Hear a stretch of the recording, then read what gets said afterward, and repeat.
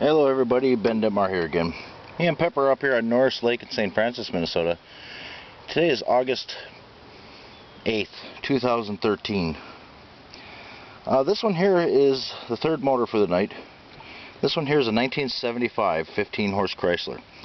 This is not my motor. This belongs to a fellow named by the name of Dwayne, and on YouTube handle is Merkmac. Anyway, he purchased this motor and he wanted me to go through it for him. So today I went through it and did everything. Did a really good tune-up on it. And it shows. This thing runs out good. So we'll give you a little demonstration on this one. Water rubber jam.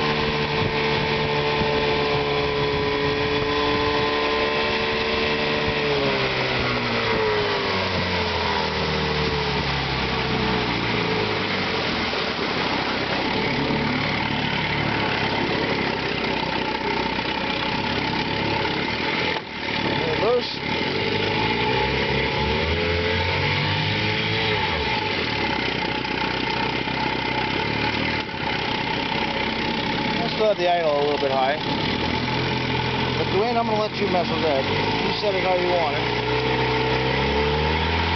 That's all good.